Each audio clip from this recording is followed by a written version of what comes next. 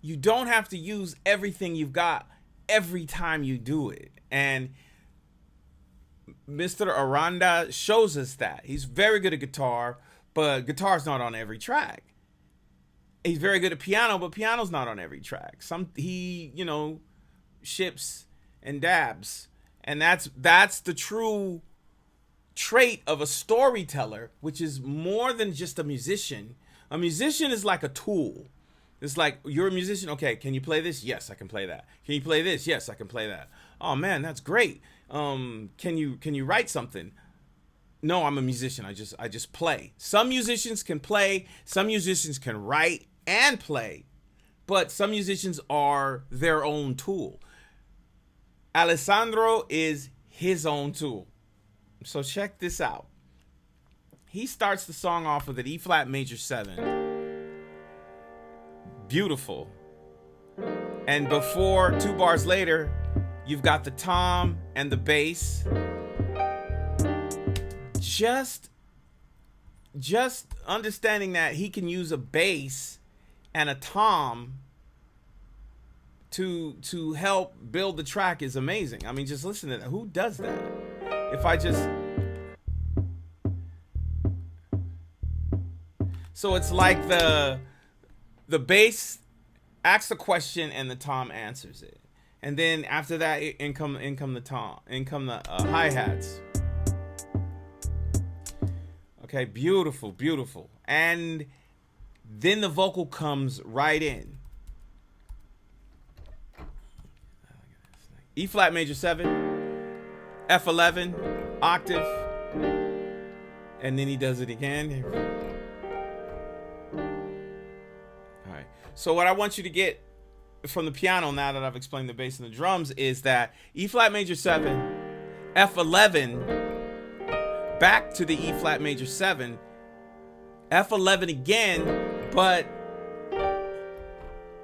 I don't know if you caught that, but the first time it was basically an E, I think third inversion or second inversion after F11, second inversion, and then back to it, F11, G minor, but he put the root at the top and at the bottom and then came back. Not a lot of people do that unless you know theory or unless you're really trying to be interesting. Love that. And before he goes into the verse, he plays an F. And then we talk. Wow. I mean, it's just gorgeous. So if we start over 2, 3, 4, 1, 2, 3, 4. Now you're like, oh, I'm grooving. Hi-hats. Now here comes that F. We talk. And then here's our melody. Listen to the bass line now. It's funky. Now there's a change because you have to keep the song interesting. You have to draw the listener in with more than just your vocal, with more than just your rap. It has to be not a confrontation, but a conversation conversation between the music and the lyric. So the bass is being funky here. Right here. Okay. And then we have a change. Sets up the pre-chorus. And then back. Now, this is where I hear the Coldplay. In the song that he did with Coldplay, Yellow, they had 6-bar phrases. Guess how many bar phrases are in this song? You guessed it, 6. So check this out. 1, 2, 3. Hold on, let me go back here. 1, 2, 3, 4. 2, 2, 3, 4. 3, 2, 3, 4. 4, 2. Change and 5, 2, 3, 4. 6, 2. Back to 1. But you don't feel awkward about the 6. You feel like it feels like 4. It felt like 4 to me until I got into it. There's a lot of things I couldn't hear in recreating this track, but I really enjoyed recreating. Now, as he gets to set up what I call a B chorus, then he does this thing where the upright piano, or the piano that he used, it gets really weirded out, which is another way to suck the listener in, to get you to, whoa, what's that? You know, so you listen to this song several times before you're like, okay, I understand what's happening. And before you get used to what's going on. That's the genius of this guy. He may not be the great engineer, as you can hear by the quality of the recording, but the energy of the recording is conducive to the quality of the recording.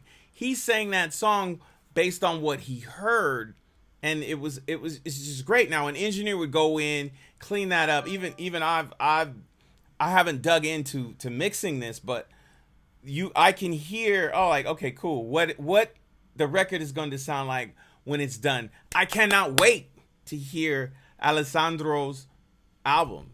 I can't wait to hear the production on it. He's just amazing. So check out this piano in this, I think it's a chorus or pre-chorus, I'm not sure, but the piano does this thing where it kind of,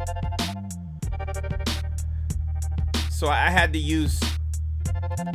used one tremulator at half notes, and then another tremulator at 30-second notes in order to get it to do that. I love that. I don't know if he had any help doing this, or somebody did it, or if he did it himself. I have a feeling he did it himself.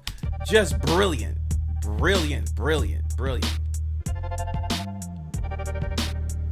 I forgot to add reverb.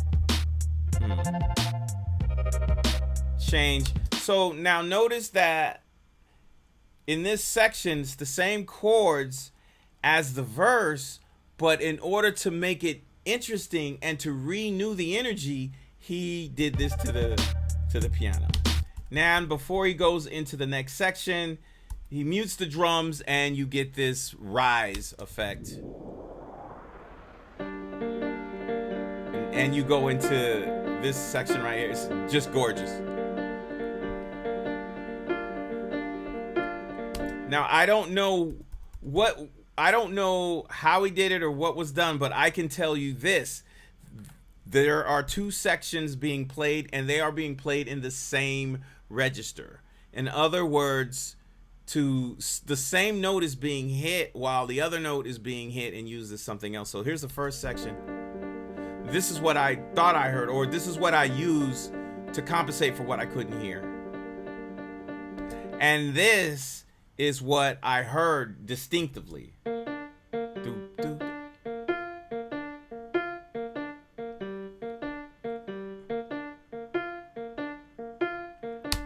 I mean, and then he put them together. You put them together.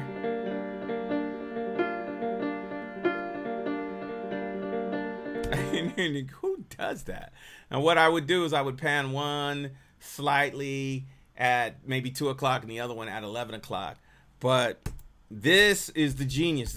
You're seeing it. And it's a great idea, but you're not going to see it on every track. And all these other ideas are great, but you're not going to see it on every track. What we do with this is we go, oh, wow, we take a mental note and we can use that track or that trick in our own music. So let's go to the same thing. The drums come in, and then there's this pattern. While the kick drum is doing this,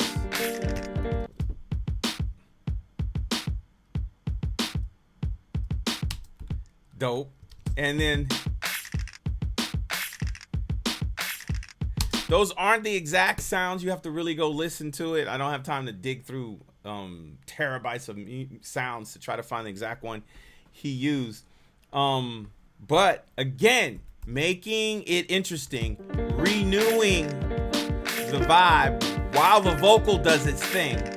And then we've got this wind that comes in.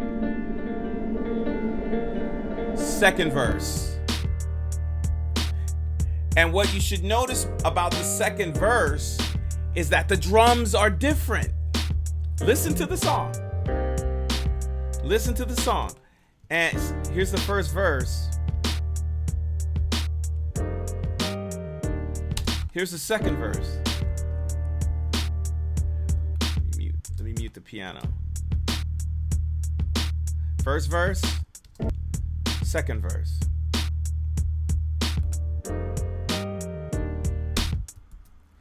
This dude is I mean, I love listening to the music. I love digging into it. I can't wait to hear the record. It gets a lot deeper as the song goes on. He does not end on the one. The dude ends on a B. And just listen to it. It's a high note and it's way on the B. The whole thing changes keys, but it's the end of the song. So Alessandro, wow, dude. Not like I understand more of what Katy Perry, Luke Bryan, and Lionel Richie were saying when they heard you. Is this is your production? It's blowing my mind. If you didn't do this, then you picked a really good person, but I have a feeling you did. So your production tip for today is, again, you guessed it, be yourself. He does so many different things. He's got so many tricks in his hat that he just pulls them out and he uses these tools to tell the story. What do you need to tell a story? You need a pen and a paper and an idea. Every song has to have a concept. And in order to execute those concepts, you need tools. You need production tools. You need musicians. And Alessandro exudes all of that. So command your instrument. Build your production tools. If you need help, I give lessons, Skype lessons, of course. Have a good one. That's your production tip for today.